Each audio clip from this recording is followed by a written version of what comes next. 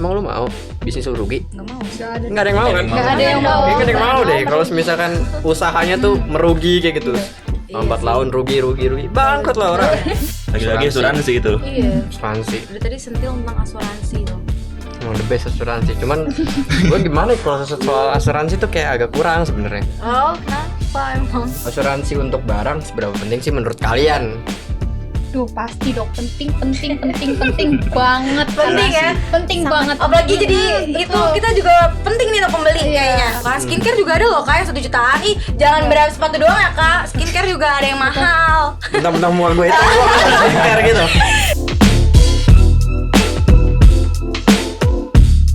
Halo semua, selamat datang di podcast kita kali ini. Global Trade Talks. Impor humor, Ekspor fakta. di sini sama aku host cantik gitu kak, itu dong kak. Iya, cantik. Dan host ganteng Cantik gitu. cenah, iya. Oke, sama Boleh, aku boleh. Jelita dan Pratiwi dan host ini kakak. Muhammad Raffi. Oke. Dan gue dari Bekasi. Kalau lo dari mana nih? Jakarta. Oh, Jakarta Timur. Iya. Oke. Timur. Emang gak jauh-jauh sih dari Timur ya? Ya, kakak juga kan buat Timur. Iya, gue dari Bekasi Oh. Timur. Boleh nih Nih. kita perkenalin apa sih namanya? Kita pada Boleh. perkenalan deh. Narasumbernya. Iqbal, Kita siapin. Zaki, boleh deh. Mulai dari kakak Mulai Iqbal dari deh. Iqbal dulu deh. Boleh. Halo semuanya, nama saya Muhammad Iqbal Dianto. Gua tinggal di Priuk. Gua sebagai mahasiswa ITL Trisakti. Jurusannya M-Log. Oh, jurusannya manajemen logistik. Oh. Halo semuanya, perkenalkan nama saya Zaki Sulaiman. Saya tinggal di Priuk dan saya mahasiswa Institut Transportasi Logistik Trisakti. Halo semuanya, nama saya Safa Aurelia Mas Afriska. Saya tinggal di Cinere. Saya mahasiswa Institut Transportasi Logistik Trisakti.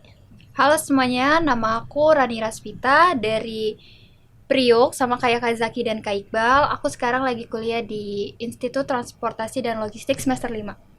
Oh, kita Semester juga. 5 kita juga sama sih. Kita juga Sama ya? Kita lagi pusing-pusingnya nih. Gua Kan tahu. sekelas. Berasa kelas. Kan kita Berasa kelas. iya narasumbernya kan berarti kan kita udah terpilih banget ya kak. Pinter Kita gitu udah kan. tahu. Iya. Kalau misalkan ini dan ini IPK-nya 4. Iya. Kakak berapa? Kakak berapa? Waduh. Boleh dong, Eh, spill. 10. Jangan Spill 10. 10 ya? 1,0 dong kak. Oke deh, kita menarik banget nih hari ini, pembahasan kita udah bakal banyak ya kayak. Jadi kalian ikutin terus, jangan sampai boring. Siapin makanan kalian nih, snack boleh banget. Karena kita ini bener-bener dari entah pengalaman pribadi, terus dari hal-hal yang kita ambil dari dosen-dosen kita kan yang udah berpengalaman gitu guys. Jadi kalian jangan lupa ya, kalian tonton terus, jangan sampai di skip. Pokoknya banyak deh dari kita. Pasti Banyak nih, banget. ini bakal ngejelasin banyak segmen-segmen yang menarik menurut gue ya. Salah satunya kak, Salah satunya ya Tentang tadi ekonomi, tuh Kak. ekonomi kayak gitu tuh pusing. ekonomi logistik guys. Apalagi kayak misalnya tuh kalian pokoknya lihat dulu deh, nanti baru kalau misalnya kalian udah lihat, kalian boleh komen. Habis kalian udah komen, baru nanti kita bantu jawab gitu ya guys. Oke nih, di sini kita mulai dulu ya. Mulai dari Kakak Rani nih, bisa dong tolong dijelasin secara umum apa saja sih jenis resiko utama yang sering dihadapin di Indonesia ini. Oke, jadi kalau di dalam perdagangan internasional itu ada berbagai risiko. Yang pertama itu ada risiko hukum, kemudian risiko politik, kemudian ada risiko keuangan, sama risiko logistik. Untuk contoh risiko politik itu ada perubahan kebijakan pemerintah. Kemudian untuk risiko keuangan itu ada fluktuasi mata uang. Kemudian di risiko hukum itu ada perbedaan regulasi, dan yang terakhir risiko logistik sendiri itu ada keterlambatan pengiriman ataupun kerusakan barang selama perjalanan. Wah gila, bagus juga ya. Oh, jelas dong. Buset. Sekarang boleh nih Safa nih ngejelasin secara umumnya apa sih political risk itu? Tentu political risk adalah risiko yang muncul akibat perubahan politik di negara tujuan perdagangan. Risiko ini tuh mencakup beberapa hal seperti perubahan kebijakan pemerintah, pembatasan perdagangan, dan ketidakstabilan politik seperti konflik atau perang. Gitu. Jadi risiko politik ini mempengaruhi ini ya kak ya, benar-benar mempengaruhi kelancaran perdagangan internasional kita ya. Oke nih. Terus gimana tuh Kak Safa tanggapannya? Oke, benar sekali, J. Kayak misalnya jadi jika sebuah negara itu tiba-tiba mengubah tarif impor atau memberlakukan embargo, itu bisa sangat merugikan pelaku bisnis lainnya. Oke. Eh, menurut gue ya bagus-bagus aja sih. Sekarang Rani deh nih. Sekarang bisa jelasin gak sih detail jenis-jenis political risk? Apa sih? Oh, Jenis-jenisnya? jadi kalau di political risk atau risiko politik itu ada 3 jenis. Yang pertama itu ada perubahan kebijakan pemerintah, kemudian yang kedua ada pembatasan perdagangan, kemudian yang ketiga itu ada ketidakstabilan politik, seperti yang sudah disebutkan oleh Safa tadi. Nah, untuk perubahan kebijakan pemerintah ini, contohnya ada tarif yang mungkin tiba-tiba dinaikin ya sama pemerintah. Bisa gitu ya? Oh, bisa. Jadi itu sangat mempengaruhi juga ke perdagangan internasional. Oke. Kemudian kalau dalam pembatasan perdagangan itu ada termasuk tarif, kuota impor, atau suatu negara ini ngelarang negaranya untuk ngekspor barang strategis ke negara lain gitu. Yang ketiga ini ada ketidakstabilan politik seperti ketidakstabilan perang, kemudian konflik internal ataupun kudeta yang seringkali itu menghambat aktivitas perdagangan yang ada di negara tersebut. Oh, kalau perang-perang gitu bisa kayak gitu ya? Bisa. Gue baru Makanya tahu loh. kita jangan sampai perang. Kalau bisa. Kalau bisa. ya. Oke. Oke. Oke, jadi di sini tuh risikonya ini nggak muncul karena ekonomi, tapi misalnya kayak dinamika politik. Betul, jadi justru faktor-faktor eksternal tersebut tuh yang sering sulit kita prediksi.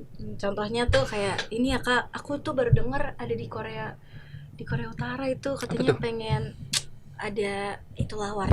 Perang. Apa Iya, tuh? Perang, itulah bus. warninya kan. Kita jangan sampai kayak gitu ya Kak. Jangan Sebenarnya lah, kan- jangan. Ya kita kan masih muda juga nih. Kita kalau bisa mengulur waktu supaya tidak ada dan jangan sampai terjadi ya kan Gue Kak. lebih tepatnya pengen punya anak dulu Iya. sih. Lu masih kepala dua ya Kak. Ya Iya, ampun. masih muda gue. Oke, jadi misalnya udah dijelasin sama Kak Rani sama Kakak Safa juga kan tadi. Misalnya kalau salah satu jenis resiko politik itu emang benar-benar bahaya juga ya Kak ya, tapi kita harus waspada juga. Nah mungkin menurut Kak Zaki nih, gimana tuh Kak? Kayak misalnya untuk mempengaruhi bisnis tuh gimana sih untuk itunya? Benar sekali J. Saya ingin menambahkan bahwa ketika pemerintah mengubah kebijaksanaan secara mendadak, banyak perusahaan yang beradaptasi dengan cepat. Nah, ini bisa menyebabkan ketidakpastian di pasar. Contohnya saat pemerintah mengumumkan insentif pajak baru untuk industri tertentu. Jadi perusahaan lain mungkin terasa terpinggirkan gitu. Oke, gimana? Gue setuju sih sama Jaki sebenarnya ya. Yoi. Kalau dilihat dari contoh nyata nih, di tahun lalu beberapa negara mengubah kebijakan energi mereka untuk mendukung energi terbarukan. Benar. Ini menciptakan peluang besar bagi perusahaan yang bergerak di sektor tersebut, tetapi juga menimbulkan tantangan bagi perusahaan yang bergantung pada sumber energi fosil. Iya. Ya ternyata resikonya ngaruh juga ya. Iya. Sumpah buat perdagangan internasional ngaruh juga. Kan internasional ini. Iya ya.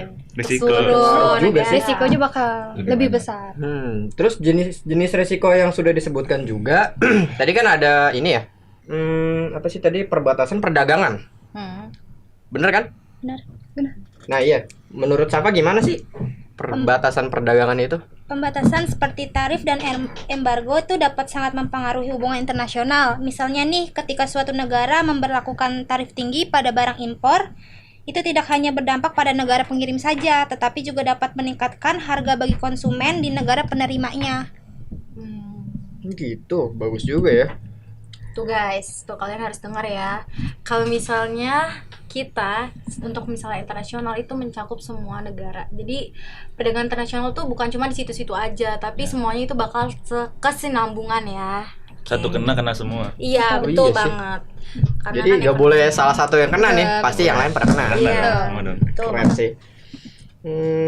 Menarik juga sih. Yang terakhir nih, dari jenis resiko politik adalah ketidakstabilan politik.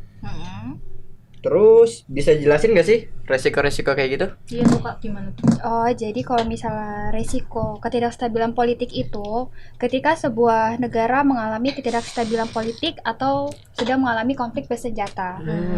Seperti investor juga cenderung menarik dirinya sendiri atau menunda investasi mereka.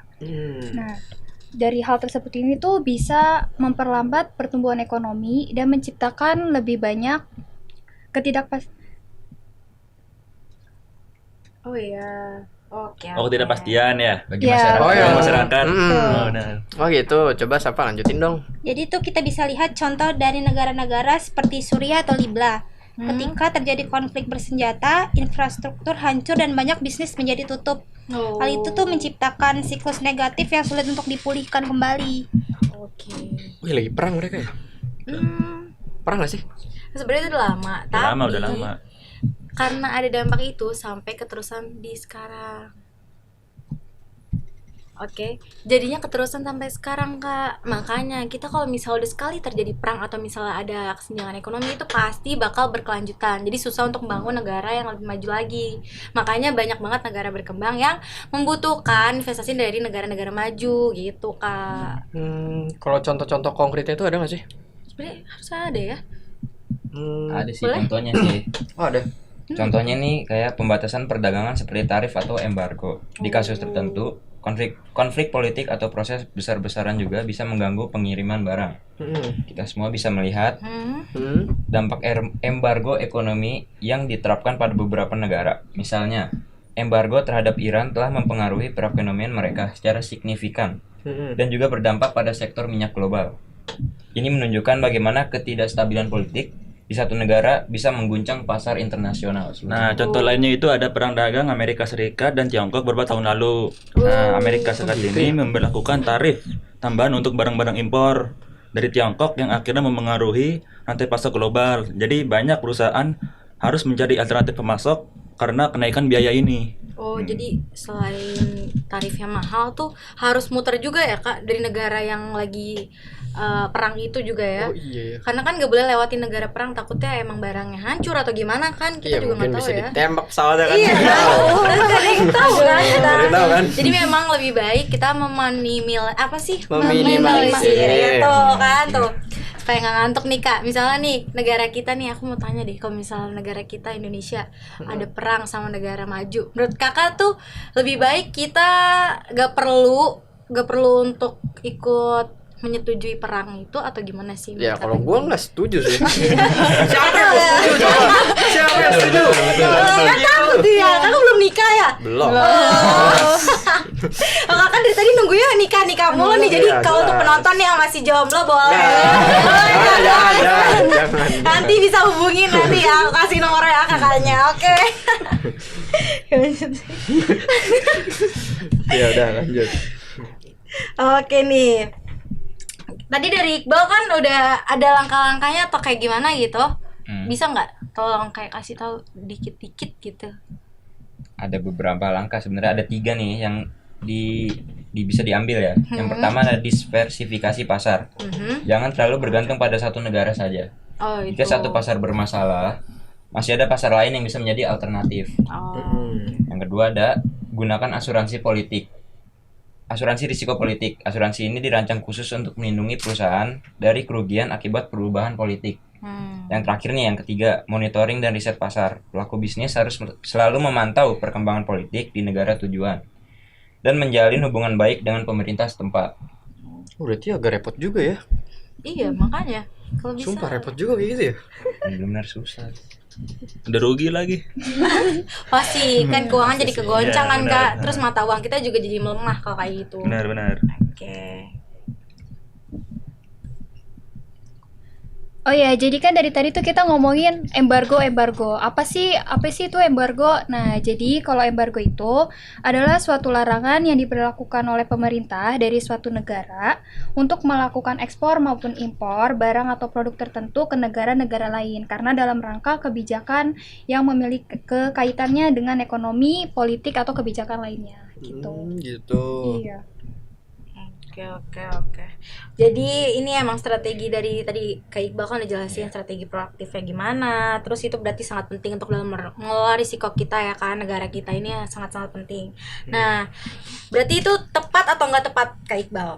sangat tepat ya. Dengan strategi yang tepat risiko bisa diminimalisir. Oke. Terus bisnis dengan bisa berjalan dengan lancar. Oke nih, lalu misalnya Kak Zaki nih gimana sih menurut Kakak tuh lebih detail deh Kak tentang risiko itu Nah, gimana sih? tentu jadi salah satu risiko keuangan terbesar adalah fluktuasi nilai tukar. Nah, ketika nilai mata uang mitra dagang turun drastis nih, perusahaan bisa merugi nih. Nah, selain itu ada juga risiko gagal bayar dari mitra dagang tersebut. Oh gitu. Betul. Jadi kalau misalnya fluktuasi mata uang ini tuh salah satu tantangan besar banget ya dalam bisnis internasional. Karena coba bayangin kalau perusahaan kita nih menandatangani kontrak yang menjual produknya itu dalam euro, tapi biaya kita itu dalam dolar. Nah, jika euro ini melemah signifikan terhadap dolar, maka itu kita bisa pendapatan itu menurun, bahkan bisa mengurangi pendapatan kita atau mengalami kerugian seperti itu. Oke. Gimana nih Kak Saka?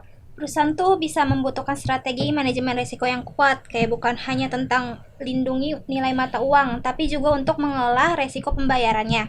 Gua tuh sering melihat kayak kasus di mana keterlambatan pembayaran dari pembeli internasional itu menciptakan masalah arus kas serius. Nah, itu pengantar yang bagus untuk dari sisi hukum. Sebenarnya banyak sengketa pembayaran yang akhirnya membutuhkan intervensi hukum. Kuncinya adalah memiliki kontrak yang jelas yang menentukan syarat pembayaran, mata uang, dan prosedur jika terjadi keterlambatan. Gitu. Kompleks juga ya kayak gini ya. Pusing juga nih. Ya juga pusing ya Kak, jadi ini ya Kak hostnya dengarnya. Resiko hukum nih menurut Iqbal gimana sih? Risiko hukum tuh sering muncul karena perbedaan regulasi di negara asal dan tujuan. Contohnya ya, ada di perusahaan Techmark. Pernah mengalami sengketa karena klausul kontrak yang tidak jelas. Mereka akhirnya harus menyelesaikan kasusnya melalui berarti itu arbitrase. pernah terjadi kayak gitu? Pernah. Oh gitu. Mau Kak nyobain? Enggak, jangan. jangan. Ya kan? Oke, gimana nih Kak Rani? Misalnya dengan hak kekayaan intelektual, nah dalam konteks ini nih. Kalau sengketa hak kekayaan intelektual ini semakin umum dalam bisnis internasional. Misalnya nih perusahaan kita ini masuk ke pasar baru, tapi kita kayak loh kok merek dagang kita ini udah didaftarkan terlebih dahulu oleh perusahaan lain gitu. Atau perusahaan kita ini menghadapi kayak produk-produk palsu yang ada di pasar-pasar. Karena aku tahu tuh Kak contohnya. bukan Kak. Apa tuh? Brek bensu Kak. Oh iya yang dua ya. Oh Itu iya. akhirnya dia ngalah kan, tapi untungnya ngalah salah satunya. Terus gimana nih Kak? Ya karena kan kalau seandainya nih kita beli produk palsu ya, kita kan nggak tahu nih produk itu palsu. Otomatis penilaian kita nih jadi jelek dong terhadap produk tersebut. Padahal misalnya kita nggak beli di toko officialnya, maka itu akan merusak reputasi dari perusahaan yang betul, aslinya gitu.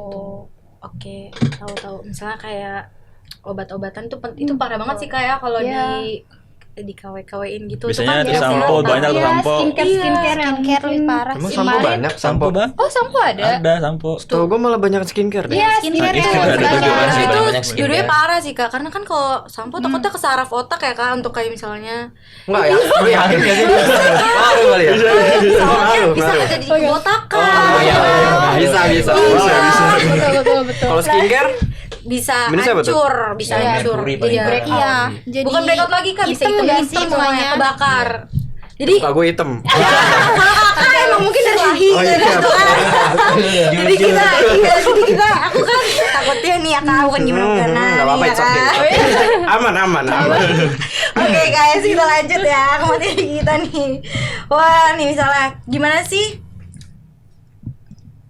Kalau misalnya kan tadi Kak Zaki udah bahas kan. Terus Kak Rani juga. Nah, dari segi Kak Safa nih gimana? masalah-masalah ini tuh bisa menjadi lebih kompleks ketika kita mempertimbangkan perbedaan sistem hukum dan regulasi.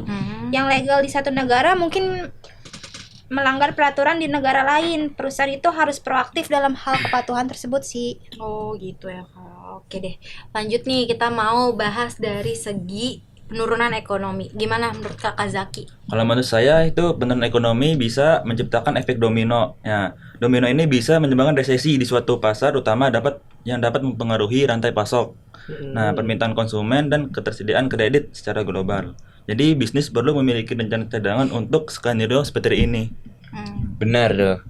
Dan selama masa penurunan ekonomi, kita sering melihat peningkatan volatilitas mata uang. Ini seperti badai sempurna risiko finansial. Dari perspektif hukum, penurunan ekonomi sering menyebabkan lebih banyak sengketa kontrak. Perusahaan mungkin kesulitan memenuhi kewajiban mereka, yang mengarah pada masalah pelanggaran kontrak. Oke.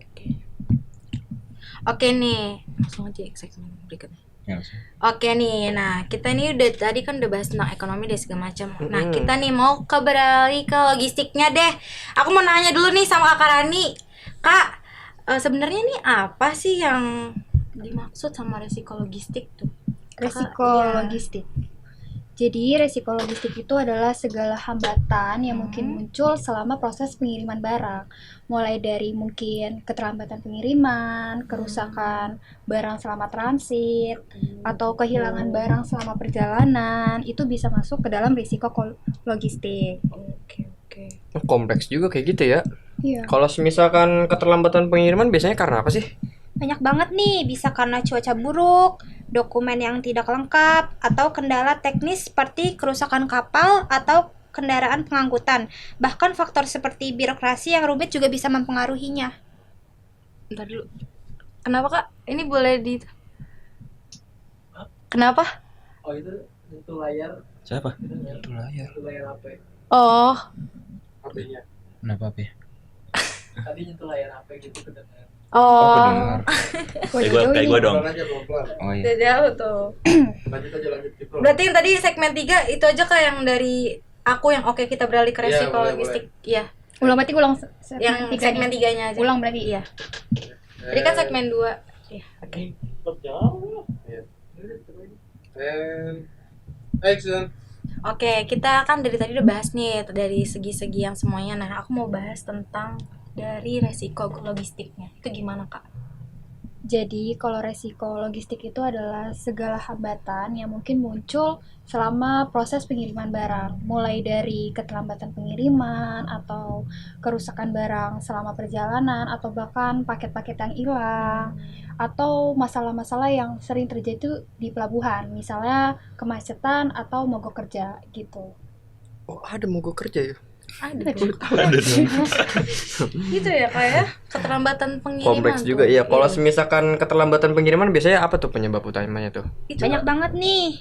Bisa karena cuaca buruk, dokumen yang nggak lengkap, atau kendala teknis seperti kerusakan kapal atau kendaraan pengangkutan. Bahkan faktor seperti birokrasi yang rumit juga bisa memperlambatnya. Oh, berarti kan dari tadi kan kita tentang bahas tambatan pengiriman ya. Berarti itu kan selama kehidupan kita nih pasti ada kan. Pernah dong. Siapa sih yang nggak pernah beli paket Betul. online? Betul. Lambat tuh bisa sampai 5 hari ya kan. Terus tapi kadang-kadang kita tuh bingung gimana cara nyelesainnya, dan itu masih di ini Kak, kayaknya masih dibahas sama profesor-profesor yang dari logistiknya gitu kali ya. Kita kan masih awam tentang logistik gitulah. Tapi sih kita berharap semoga kalau misalnya emang ada barang hilang atau keterlambatan tuh, berharap itu pasti ada info nggak sih Kak? Iya, Kayak- iya. Biasanya tuh ada info biasanya Iya, harusnya. Tapi kayak itu- keterangan-keterangannya gitu biasanya Iya. ada ininya sih. Berharapnya sih gitu, atau enggak ada lah garansi seenggaknya 50% uang kembali kalau misalnya memang rusak ya kan. Enggak, Kak? kalau semisal 50% enggak kayak deh.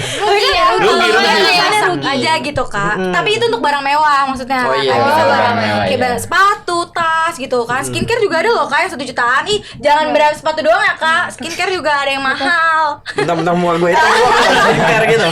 Gitu maksudnya. Oh, Ya ampun nih Kak Raffi bener-bener nih kayaknya jangan dendam ya Kak. aman. Oke, kayak misalnya tadi kan kerusakan, tadi Kak Safa kan udah jelasin juga ya. Nah, gimana kalau misalnya kerusakan barang tuh kejadiannya tuh gimana sih Kak Zaki? Nah, ini sering terjadi karena pengemasan yang nggak sesuai atau barang tidak disimpan dengan baik. Jadi asal-asalan aja naruhnya entar. Kan ada tuh yang berita-berita di IG dilempar-lempar. Oh, Ya. iya. Jadi selama perjalanan juga ada juga tuh yang nggak mau pelan-pelan lah. Oh, Ada barang ngebut-ngebut. ya ngebut-ngebut. Nah, kadang juga karena kecelakaan saat pengiriman barang tersebut. Biasanya bubble wrapnya ya kan. Iya, bubble wrapnya kurang apa? kurang tebal. Baru tahu gue barang dilempar-lempar tuh apa maksudnya?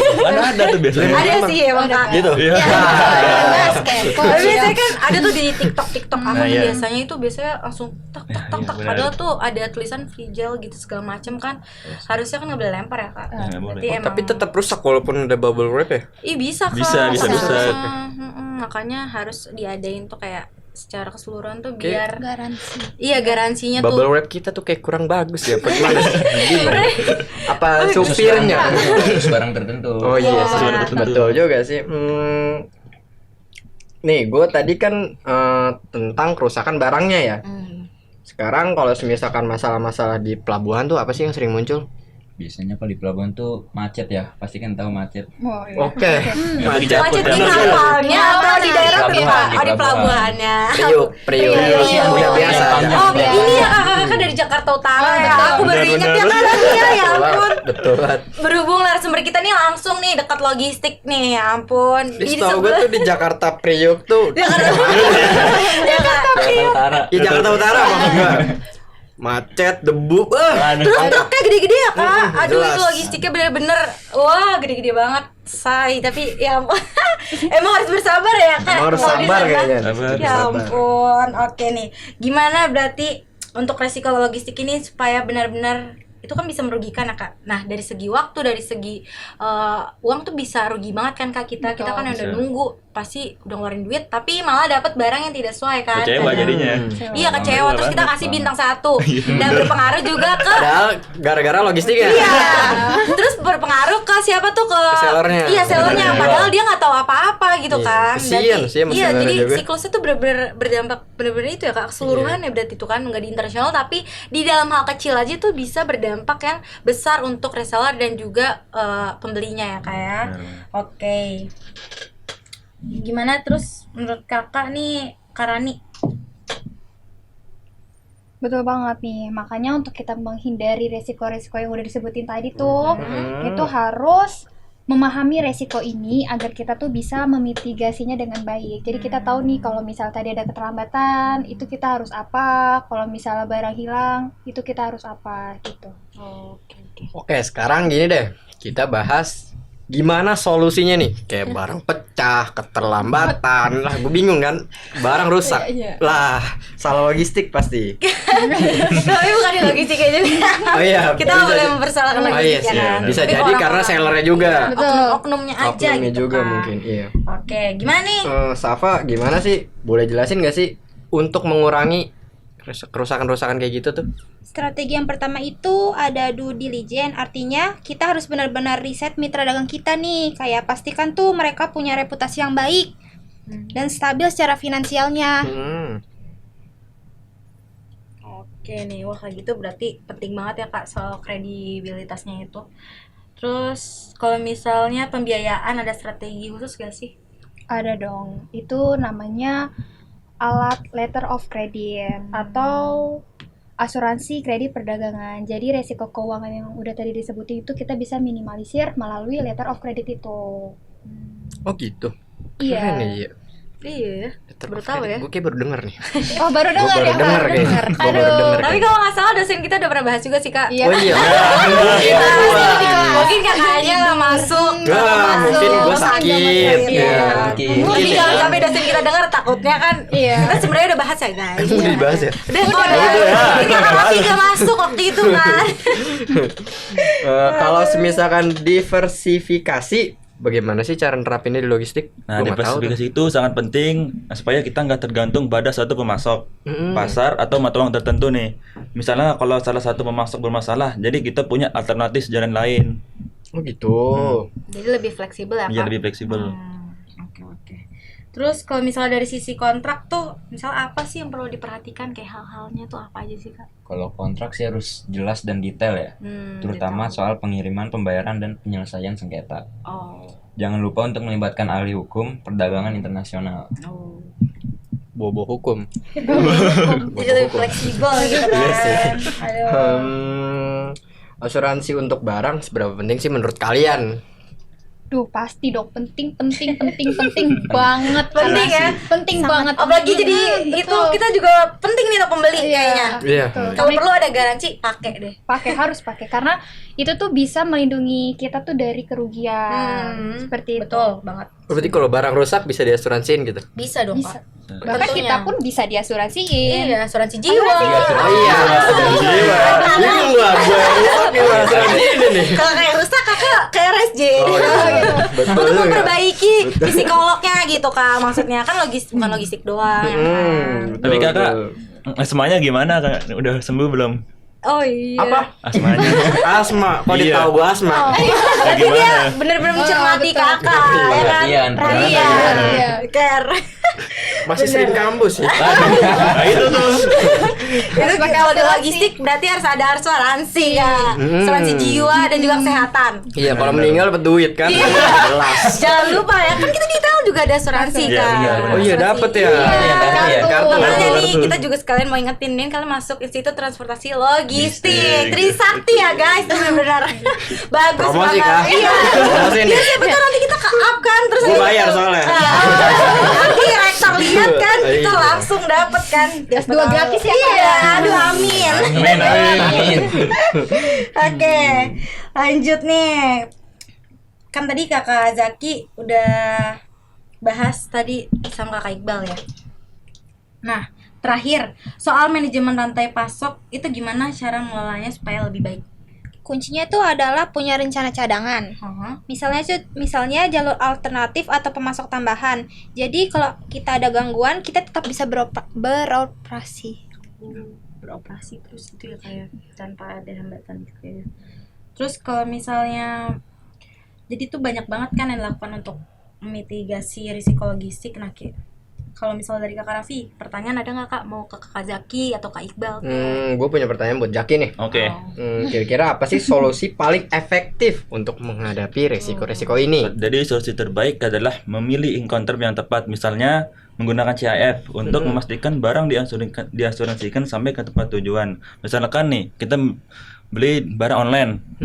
Nah, udah ini kan apa tuh udah jalan kan? Nah, tiba-tiba hilang barangnya nih. Nah, Hilang. Tapi ada tau Kak, Jadi- kalau hilang barang tiba-tiba misalnya kurir lagi nonton bola ya.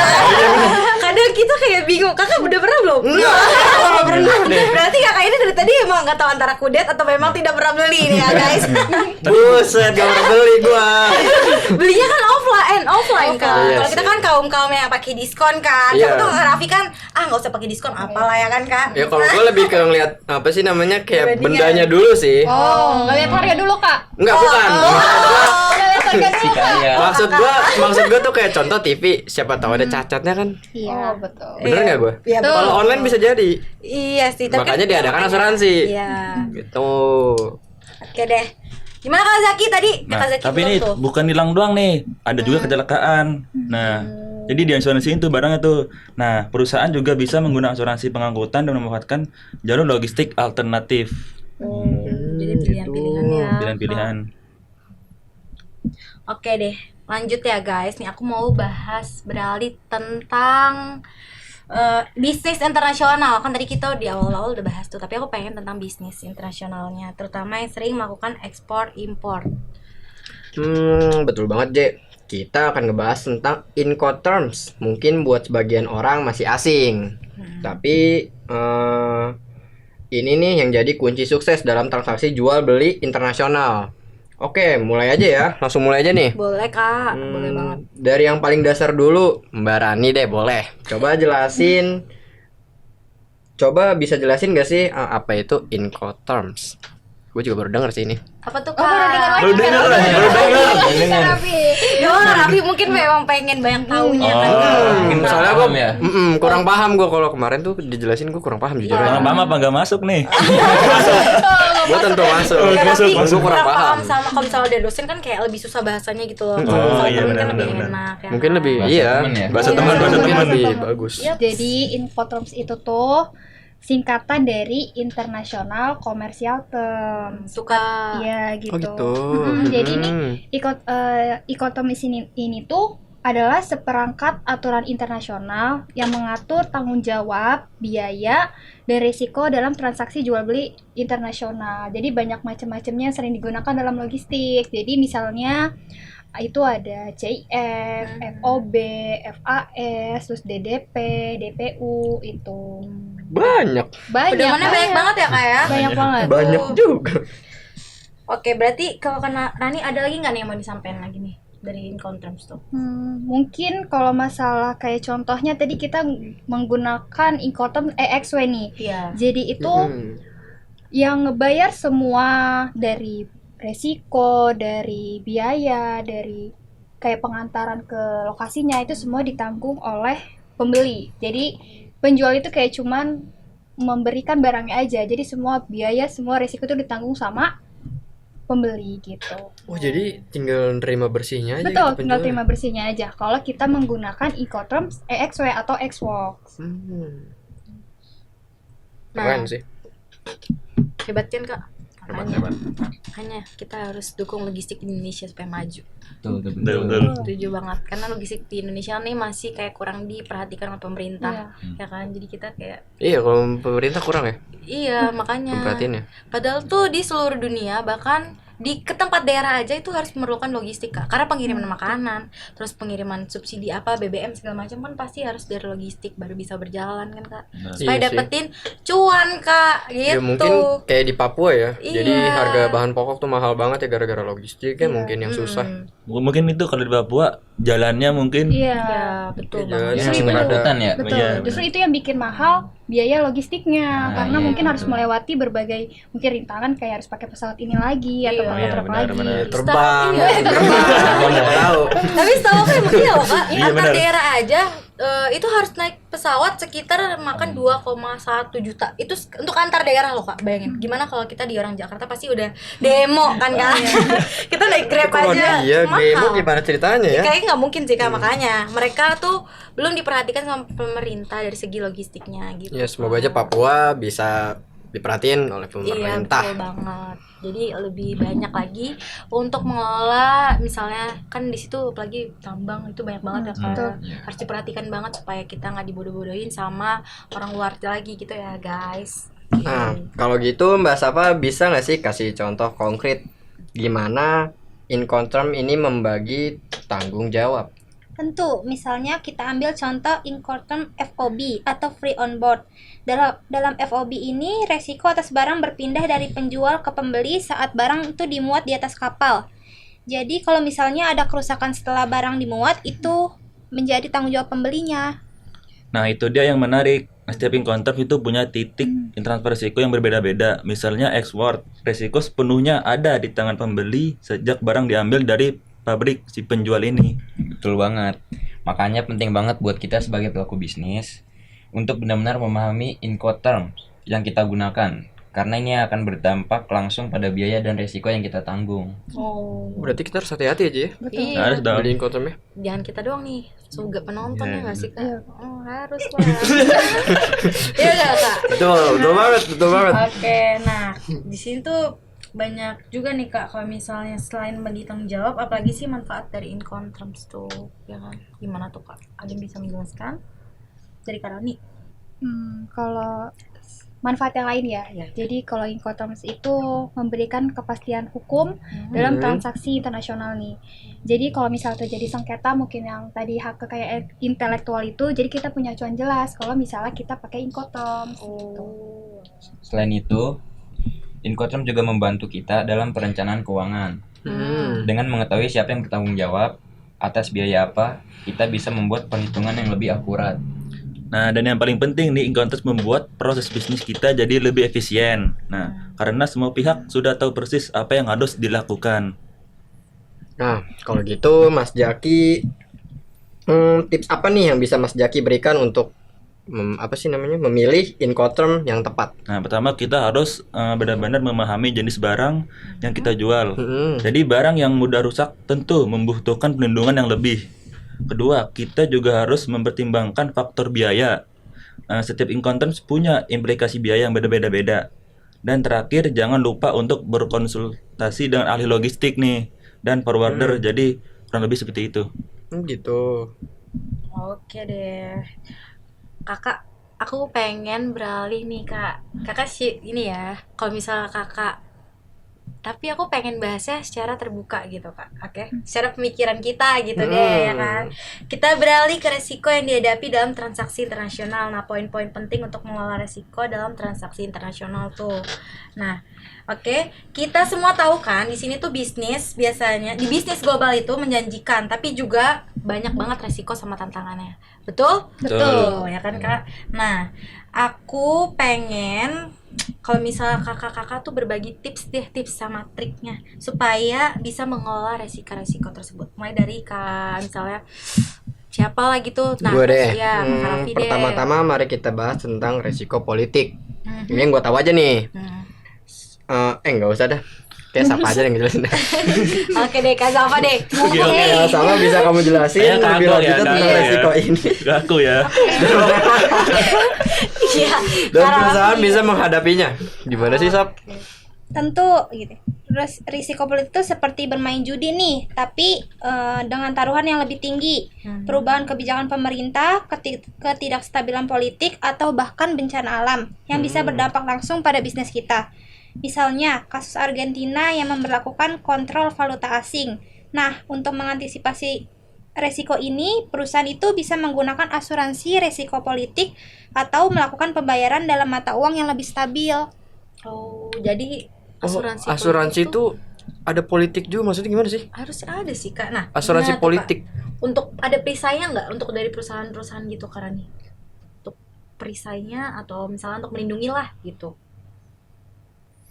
Oh, jadi kalau mungkin resiko keuangannya ya yang sering kali terjadi tuh mungkin masalah pembayaran. Misalnya itu ketika pembeli ini gagal membayar karena kesulitan keuangan. Jadi untuk mengatasi masalah ini, perusahaan ini bisa menggunakan letter of credit atau sistem pembayaran bertahap. Jadi LC itu seperti jaminan pembayaran dari bank. Jadi kita lebih aman. Kalau suatu saat nih kita buka perusahaan, tapi pembelinya itu pakai letter of credit. Jadi misalnya pembeli itu nggak bisa bayar, itu bakal di backup sama letter of credit atau bank yang menjadi penanggungnya. Paham. Oh, itu asuransinya gitu ya? Iya, jadi kedua belah pihak nggak itu ya, Kak, nggak timpang ya. Yang satu nggak rugi, yang satu nggak ketipu gitu kan. Iya, Biasanya kalau orang betul. kan takut gitu kan. Lah berarti rugi banget dong. Ya kan ada asuransi, Kak. Oh, iya. Kan. Jadi kan Ya karena jadi asuransi orang itu- emang penting sekarang Iya, asuransi ya. makanya sekarang apa-apa harus ada asuransi. Walaupun agak pricey tapi itu kualitasnya untuk kehidupan kita tuh bakal menjamin lah, Kak, istilahnya gitu. Oh gitu. Ya, Kak Iqbal gimana, Kak Iqbal? Selanjutnya tuh jangan sampai lupa risiko hukumnya ya. Oh, iya ada, Kak, risiko Oh. hukumnya. Ada hukumnya. Harus hati-hati, Kak. Gimana tuh, Kak? Gimana? Serem ya. Kontrak yang tidak jelas bisa menjadi sumber masalah yang serius. Perusahaan harus sangat berhati-hati dalam menyusun kontrak dan melibatkan penasihat hukum yang berpengalaman. Oh. Nah, benar sekali Iqbal.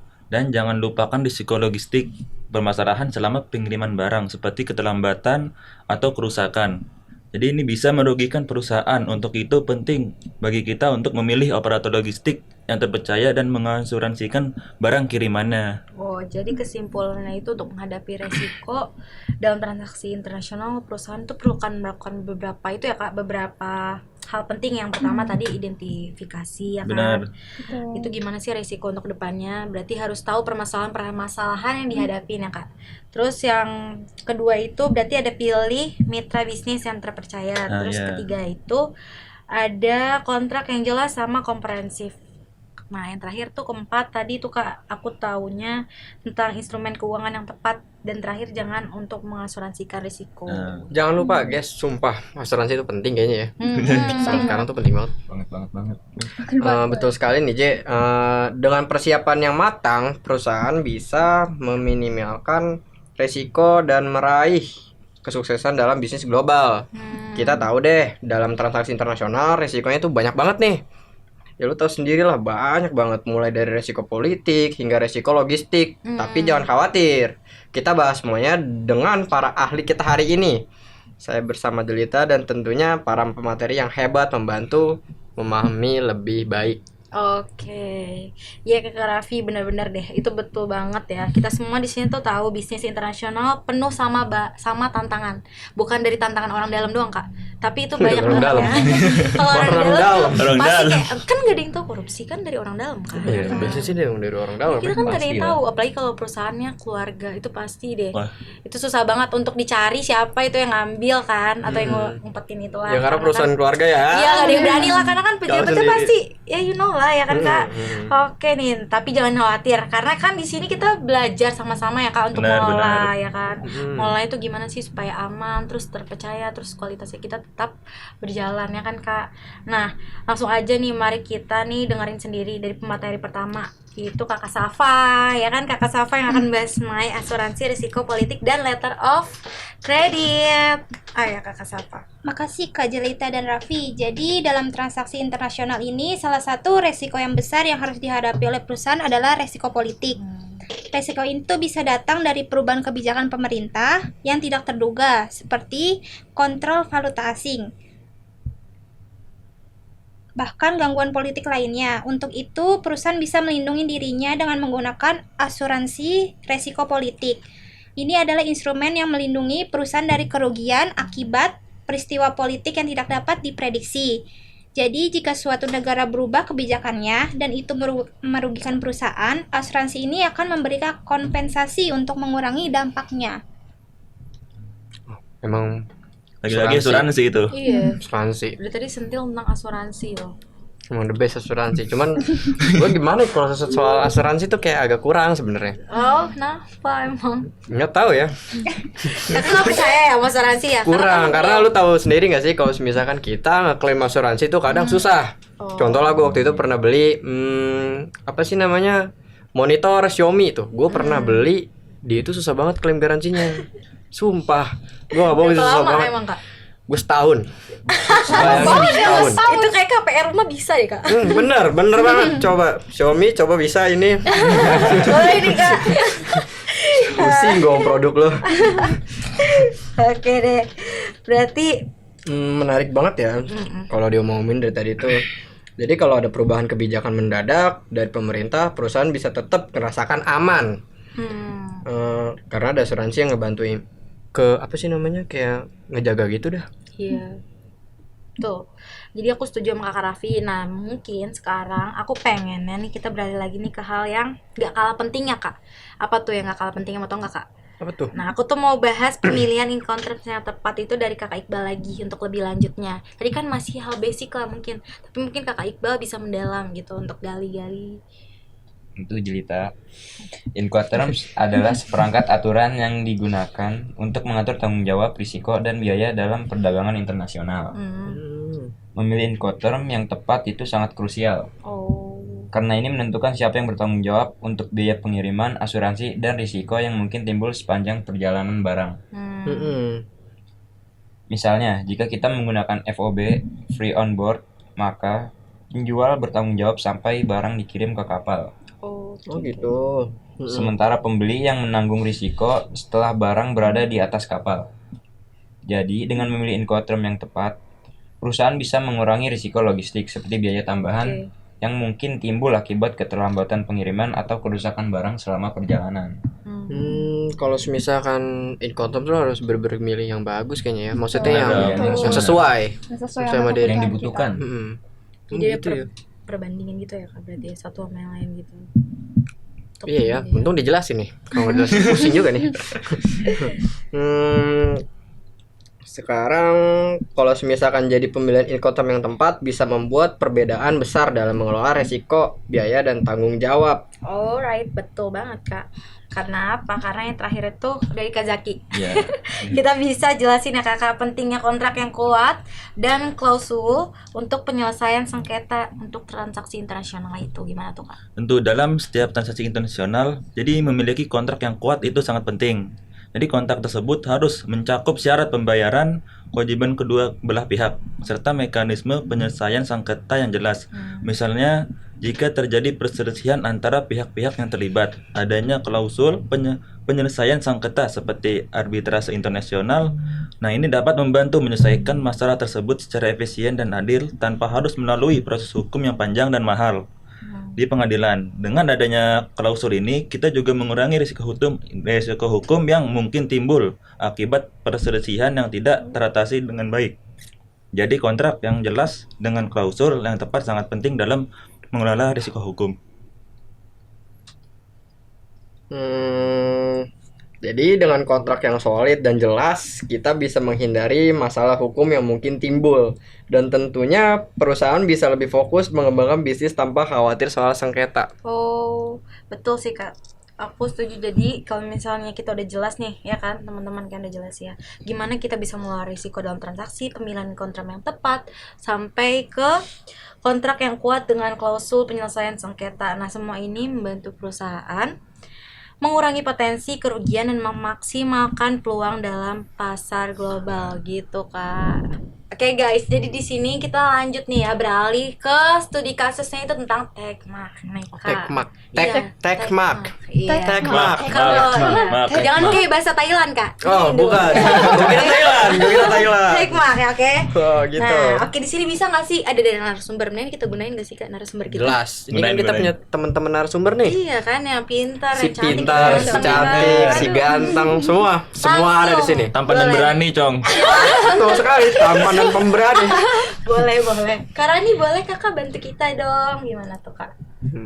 Aku jelasin dikit kali ya tentang apa sih itu Techmark. Iya, boleh Kakak. Jadi Techmark ini tuh perusahaan distributor layanan lengkap peralatan mesin dan aksesoris CNC yang berkualitas tinggi.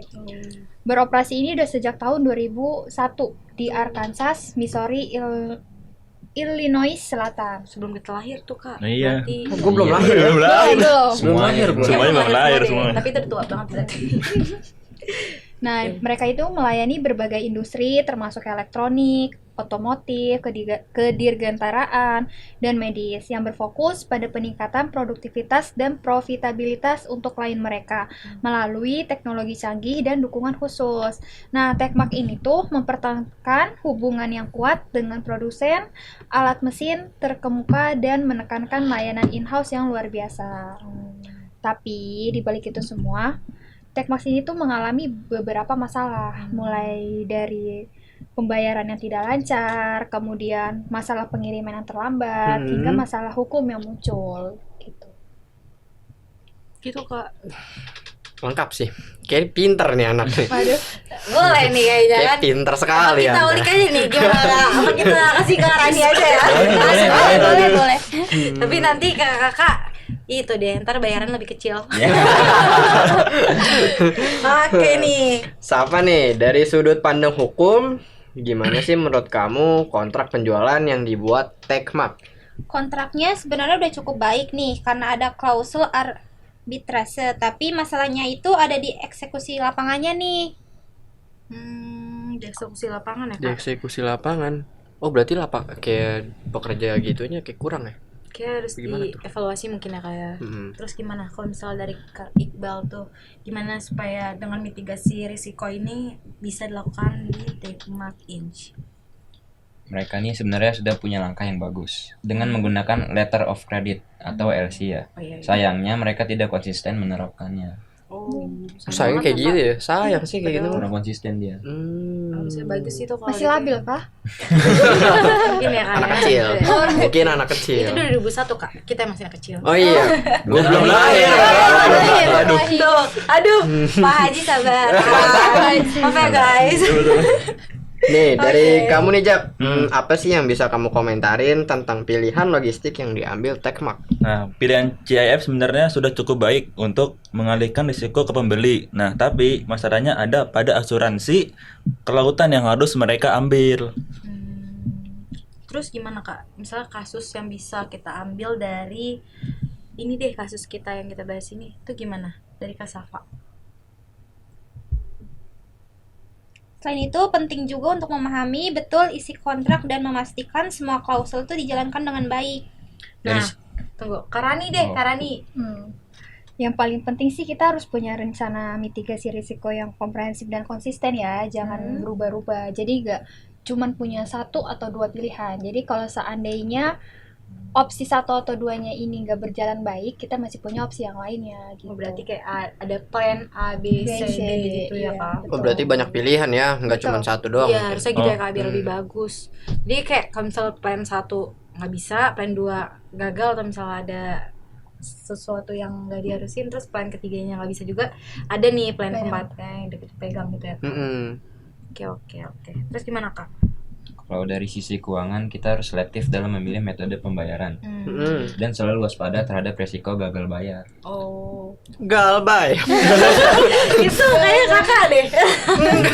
Wih, Anda mengira-ngira ya. Oh iya kan Kakak lupa, dia kan kalau beli barang tidak lihat harga. Harga. Oh iya, lihat. Iya, Langsung ambil ambil ya. ya. Apa gua lihat apa? Cuma lihat fisik doang kan tadi Tapi kan. tapi apa sih kerjanya mah? Iya, Apa lu kepo? Saya masih kuliah. Masa iya? Masih kuliah. Iya Kebetulan tuh saya Pak kuliah. Haji Jenggai itu percaya, saya juga percaya sih. Selaku ya di sampingnya dia ini kayaknya nggak percaya gitu, kayak sibuk banget Kak Sibuk dia. banget Orang kayaknya. sibuk. Iya kayak di masalah logistik tuh kayak dia kayak lebih tahu deh seharusnya ya. mungkin Di lapangan, Hmm. ya kan. Tapi untuk materi memang mungkin kan tadi dari Karani lebih banyak kan daripada Kak Raffi itu. Oke nih, jadi kan tadi udah kita ambil dari pelajaran kasus dari Kak Safa, Kak Raffi, Kak Rani, terus Iqbal sama Zaki ya kan. Nah terus kalau misalnya dari Iqbal atau enggak misalnya Kakak Raffi nih ada nggak mau tambahin gitu Kak? Nah, gue tambahin dikit deh. Jadi dari kasus Tekmak ini kita bisa belajar bahwa mitigasi resiko itu sangat penting dalam dunia bisnis. Dengan perencanaan yang matang dan pelaksanaan yang konsisten, kita bisa meminimalisir kerugian dan menjaga kelangsungan bisnis kita. Emang lu mau bisnis lu rugi? Nggak mau sih. Nggak ada. Nggak ada yang mau kan? Nggak ada yang mau. Kayaknya nggak ada yang mau deh. Kalau merugi. misalkan usahanya tuh merugi kayak gitu, lambat sih. laun rugi, bangkrut lah orang. Kan Nah, kita bikin tapi usaha jangan nih. lupa nih pentingnya logistik yang baik. Jadi pilih moda transportasi yang sesuai dan pastikan barang kita diasuransikan dengan benar. Oh. Jadi harus gitu emang. Kalau sebenarnya emang harus nyari yang bener sih. Nggak ada. Kayak gua. Gua Boleh, cacat, Kak. Boleh, Xiaomi boleh. cacat emang. Oh, yang Xiaomi. Aduh, udah deh. Coba denger gimana nih? Enggak aman. Oke, jadi Sensor kalau ya. misalkan tadi dibahas tuh mulai dari asuransi segala macam kan, tadi kita udah bahas. Terus dari segi ekonomi kan, kita tuh nggak boleh sampai bikin perusahaan kita bangkrut. Kalau bisa malah tambah gitu ya Kak keuangannya. Karena dari ekonomi kan bukan untuk hal yang kecil lah. Even kalau untuk di perusahaan kecil itu kayak 1.000-2.000 itu kalau misalnya kita pakai berkali-kali itu bisa menghasilkan sesuatu yang besar, Sebenarnya kan, gini, Kak? kalau misalkan dalam perusahaan, kalau lo main kuantiti Hmm, dalam ribuan itu cukup besar. Ji. tuh, betul. Contoh kuantitinya kayak tadi dosen tuh ada yang ngejelasin 15.000 ton lu pikirnya tuh. Iya. Dalam pengiriman 3 hari gue nggak habis otak sih kayak Itu gimana berarti- caranya ngirim gitu. Makanya Kak, itu berarti udah di tingkat yang udah tinggi lah Kak istilahnya. Udah Soalnya pengalaman udah tahu jauh. gua kalau 15.000 ton itu ya 3 Bisa bulan, sih. 6 bulan, Nah, berarti 3 hari men, gila lo. Kakak pengen kan Iya. belajar kayak gitu. Berarti nanti lain kali kita bakal nih tanya-tanya misalnya kayak ke dosen kita gimana caranya ya Kak, biar kita tahu. Iya, gue juga Terus bingung sampai tuh. begadang gimana. loh Kak, bayanginnya kan. 3 hari. Katanya tiga nggak hari. tidur. Katanya nggak Iya, tidur. gak tidur, oh my god, kita Tapi aja 50 miliar. menghasilkan ya Nah, itu sebenarnya gue bingung dia ngomong 50 miliar tahu dari mana? M tuh Tahu dari mana? keuntungan dia atau Atau emang barang. nilai Atau barangnya. Even itu nilai barang pun Iya itu sih. menghasilkan dia banyak Mungkin loh Kak. sih. Gede. Itu gede loh Kak. Contoh lah, misalkan minta tanggung jawab yang punya lah, pusing. Satu aja udah. Iya, Satu itu aja udah. Hah gitu tuh gitu kan. nyesek. Baru satu pengiriman. 15.000, Pengiriman. semuanya gagal meninggal loh. Berarti logistiknya emang bener-bener oke Kak. gitu Terus tuh sih. perusahaannya emang dosen kita tuh emang udah dosen yang ilmunya udah tinggi lah ya. Kayak udah pro player deh. Iya, kita Jago. kita perlu lah Kak belajar banyak. Ya kita emang harus belajar banyak sama beliau kan. Iya Benar, kan, benar. mulai dari cara mengatur keuangan, cara mereka untuk pengiriman antar pulau ataupun luar negeri tuh banyak banget loh Kak ya kan. Tadi dia ngambil dari Turki. Turki tuh kan. Dari Turki. Gila loh Kak, itu termasuk dari pengiriman laut tuh termasuk hebat loh. Karena itu biasanya banyak kayak bajak-bajak yang gitu kan. Kak. Iya, kayak gue pernah dengar Iya, tuh kan? yang bajak-bajak laut kayak gitu Iya, kan. Somalia, betul. Somalia. Makanya Betul juga. Dan beralih kan kapalnya. Iya, seharusnya kan emang harusnya pakai udara, tapi itu berani loh Kak, termasuk berani. Dalam asuransinya berarti itu termasuk besar ya kan Kak. Itu Besar gede banget banget sih. loh. Iya, 50. Berapa 50? 15 Eh, ton. 15.000. 15.000 15.000 ton. Yang Oh my god, itu gede banget. Mikirnya 15.000. 3 hari. Itu segede apa sih ini seruangan ini? 400 truk ada. 400 dump truck. 400 truk. 400 truk satu truk. Tapi bukan truk biasa, dump truck. Tuh. Pikir. Gede banget. Dump truck. Itu gede banget tuh. Gila, itu gede banget, Makanya sumpah. itu pantesan aja, tapi nggak mengecewakan lah Kak. Sila juga bikin pas udah lihat masuk rekening, oh gitu kan. Mungkin ya. Beda gitu sama kita. Kalau kita begadang ngapain sih Kak? Belajar doang kan. Tapi kan kita juga pengen Main Lu belajar ya. Biasa sih gue mabar ya. Oh, iya. Tapi kan beda ya kan Kak Beda. tuh. Dari sini meja udah kelihatan gitu kan Kak, antara yang sering gitu belajar sama yang mabar tuh beda gitu guys. Oke, seru juga ya topik kita di hari ini nih. Banyak banget pengalaman terus dari narator serta sumber kita nih, itu banyak banget juga ya tadi pembahasannya. Iya, mungkin dari narasumber kita pun pinter-pinter ya. Iya kan Kak, apa kita mau tambahin lagi gitu ya Kak? Apa gue yang bego ya? Kayaknya Mikir memang gua. iya Kak. Iya. Iya kan?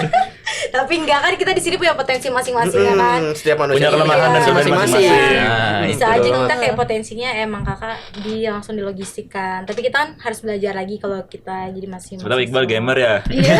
Nah, gamer, Jaki gamer ya. Nah, kita yang tahu guys. Jadi oke, mumpung kita masih punya beberapa tadi topik pembahasannya yang benar-benar berat ya menurut aku tuh ya guys, karena itu susah banget loh kalau dicerna untuk di otak sendiri itu susah, tapi kalau diskusi itu kayak lebih Gampang iya gampang, kayak dari cara personal kita ngejawabnya. ngejawabnya, terus cara kita oke gini pemikiran kita tuh udah bayang jadinya kayak ini bakal gimana sih di logistik gitu. Jadi tuh selama ini aku juga masih baru tahu loh kan tentang apa tadi Kak, match tech apa sih itu? Tekmak. Iya, Tekmak. tekmak itu loh Kak, itu benar-benar berarti kompleks banget dan itu juga lumayan berat sih menurut aku. Gitu sih Kak. Ya itu yang emang apa ya? Kalau gue bisa bilang setiap apa sih namanya? Kalau perusahaan-perusahaan kayak gitu yang pertama paling penting tuh asuransi. Nah, Itu menurut gue penting. di sini penting banget sih. Contoh banyak kasus tuh yang kayak perusahaan-perusahaan yang ngebakar perusahaannya sendiri karena emang keadaannya udah bangkrut. Oh iya. Akhirnya ngambil asuransi. Itu gue tahu banget tuh kayak gitu tuh. Banyak sebenarnya kayak gitu tuh. Kakak juga berpengalaman gue pengalaman banget Iya, kayaknya. kayaknya kakak tahu nih. Pengalaman Kayaknya sendiri. kakak Nah, gue tahu biasanya nih. tahu nih kalau misalkan pabrik ini kebakaran. Wah, ini siapa tahu nih emang bisnisnya bangkrut. Biasanya kayak gitu. Sengaja gitu ya. Terus Soalnya biasanya karyawan- gede tuh asuransinya tuh. Jadi karyawan tetap dibayarin atau enggak sih Kak? Biasanya kalau kayak gitu. Biasanya Gua gimana? Kalau misalkan Kebakaran. kayak kebakaran kayak gitu kan bencana. bencana ya. Berarti nggak ada ya Kak? Gue kurang tahu juga sih. Harusnya bayar ya. Ada Coba guys kalian kompensasinya gitu loh. iya, coba bantuin kita jawab tuh gimana kalau misalnya perusahaan kebakaran itu perusahaan harus membayarin nggak sih ke karyawannya atau misalnya emang itu lepas Tanggung kendali jawab. ya tanggung jawabnya gitu. Oke deh Kak. Berarti tadi kan nah gimana kalau misalnya Kakak langsung aja ambil kesimpulannya dari kasus-kasus yang udah kita bahas nih. Kalau kesimpulannya menurut gue ya, jadi dari kasus Tekmak ini kita bisa belajar bahwa mitigasi resiko itu sangat penting dalam dunia dalam dunia bisnis. Dengan perencanaan yang matang dan pelaksanaan yang konsisten, kita bisa meminimalisir kerugian dan menjaga kelangsungan bisnis kita. Oke. Terima kasih nih misalnya kepada Kakak Rani, Kakak Rani, Kakak Salva, Kakak Iqbal, Kakak ada Zaki. Terus sama teman saya, host ya, Kakak Raffi ini benar-benar dari tadi udah menghibur kita semua. Udah Menghibur ya? Sangat menghibur, sangat Menghibur ya? menghibur banget Kak. Oke, Kakak jangan lupa pakai skincare ya Kak.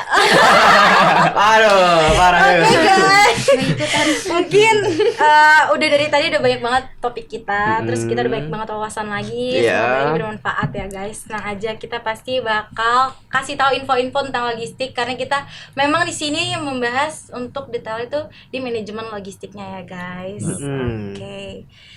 Oke, kalian jangan lupa tetap terima kasih ikutin kita, sampai jumpa di pertemuan berikutnya. Mungkin ya, tapi kalau misalnya udah mencapai 15.000 Iya.